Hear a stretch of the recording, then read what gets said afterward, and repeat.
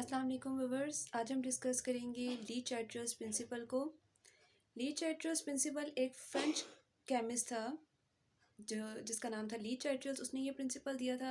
ये प्रिंसिपल क्या स्टेट करता है कि अगर कोई भी एक एक्विलिब्रियम सिस्टम है, ठीक है, एक सिस्टम है वो एक्विलिब्रियम में है, और अगर आप उस एक्विलिब्रियम सिस्टम में कोई भी चेंज ला रहे हैं, कोई भी चेंज इम्पोज कर रहे हैं, तो वो सिस्टम इस तरह से एक्ट करेगा, इस तरह से रेस्पॉन्ड करेगा कि वो जो उस पर चेंज लाया जा रहा है वो उसको अपोज कर सके, उसको नलीफाई कर सके, उसको कम से कम कर सके। ठीक है, फॉर एग्जाम्पल अगर ये जो चेंज है वो किस तरह का हो सकता है, चेंज कंसंट्रेशन में चेंज आ सकता है, टेम्परेचर में चेंज आ सकता है, या फिर प्रेशर और वॉल्यूम में चेंज आ सकता है। मींस कि अगर आप रिएक्टेंट्स की कंसंट्रेशन चेंज कर रहे हैं या प्रोडक्ट्स की कंसंट्रेशन चेंज कर रहे हैं, या अगर आप इसका टेम्परेचर चेंज कर रहे हैं या आप इसका प्रेशर चेंज कर रहे हैं, तो इन चेंजेस के बदले में सिस्टम जो है वो क्या करता है कि इस चेंज को क्या करता है, जो उसके ऊपर इम्पोज किया जा रहा है उसको नलीफाई करता है, उसको मिनिमाइज करता है। अगर आप क्या करते हैं, कंसंट्रेशन की अगर हम बात करें, तो अगर आप रिएक्टेंट्स को जो है वो बढ़ा रहे हैं, अगर आप कंसंट्रेशन चेंज कर रहे हैं, reactants more and more reactants जो है वो ऐड करी जा रही हैं, तो सिस्टम इस तरह से एक्ट करेगा कि मज़ीद फॉरवर्ड रिएक्शन होगा। जो फॉरवर्ड रिएक्शन होगा वो मज़ीद तेज़ होगा, ताकि प्रोडक्ट्स भी जो हैं वो ज़्यादा बने। ठीक है, क्योंकि रिएक्टेंट्स अगर ज़्यादा बन रहे हैं, हम इनमें ज़्यादा एडिशन करी जा रहे हैं, इसका मतलब है कि प्रोडक्ट्स कम हो रहे हैं, तो फॉरवर्ड रिएक्शन ज़्यादा तेज़ होता जाएगा, ताकि प्रोडक्ट्स भी जो हैं वो क्या हों, ज़्यादा हों, क्योंकि रिएक्टेंट्स को हम क्या कर रहे हैं, इनकी कंसंट्रेशन को इंक्रीज़ कर रहे हैं।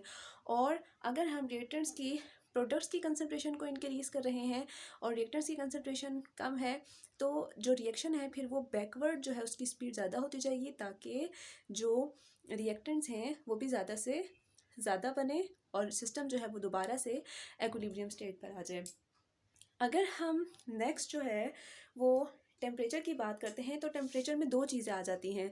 एक तो आ जाता है एंडोथर्मिक रिएक्शन और दूसरा एक्सोथर्मिक रिएक्शन।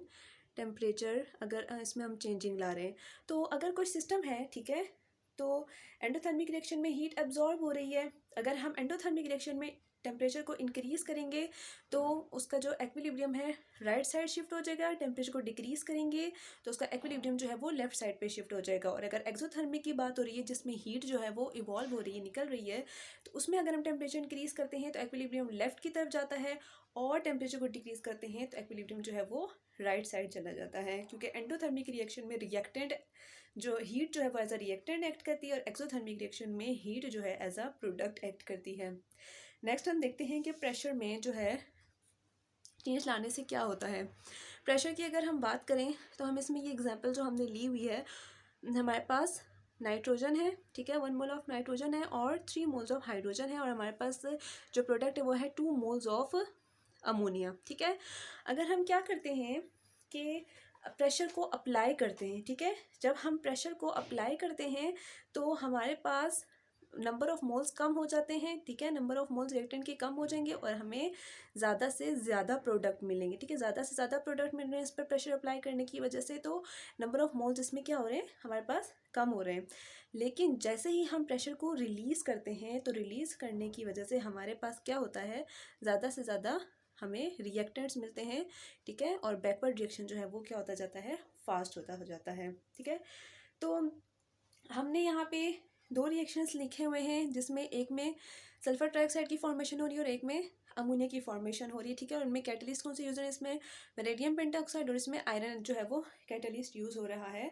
तो कहते हैं कि ली चार्ट्रियस प्रिंसिपल की वजह से हमें जो है maximum amount of sulphur trioxide और अमोनिया मिलते हैं। ठीक है, क्यों, क्योंकि सबसे पहले जो इनमें एक्विलिब्रियम स्टैब्लिश्ड हुआ है वो किसकी वजह से हुआ है, ये जो हमारे पास कैटलिस्ट है, कैटलिस्ट की वजह से तो एक तो एक्विलिब्रियम स्टैब्लिश हुआ है। ठीक है, और दूसरी बात ये कि जब हम प्रेशर को इंक्रीज़ करेंगे और टेम्परेचर को डिक्रीज़ करेंगे, तो एक्विलिब्रियम जो है वो क्या होगा, राइट साइड पे शिफ्ट होगा, और राइट साइड पे शिफ्ट होने की वजह से हमें मैक्सिमम जो है वो अमोनिया और सल्फर ट्राइऑक्साइड मिलेंगे, यहाँ तक कि 98% तक। तो इस वजह से ली चार्ट्रियस प्रिंसिपल की वजह से हमारे पास जो है ज़्यादा से ज़्यादा हमें इनकी अमाउंट जो है वो मिल जाती है। सेकेंड वन ये कि हमारे पास जो कैटलिस्ट होता है और जो इनर्ट गैसेस होती हैं वो इस पे इफ़ेक्ट नहीं करती हैं, मीन्स कि वो एक्विलिब्रियम को स्टेब्लिश रखती हैं। इनर्ट गैसेस भी और कैटलिस्ट भी जो है वो एक्विलिब्रियम को मेंटेन रखने में जो है वो हेल्प करते हैं, ना कि इन सिस्टम में जो है वो एक्विलिब्रियम को डिस्टर्ब करते हैं।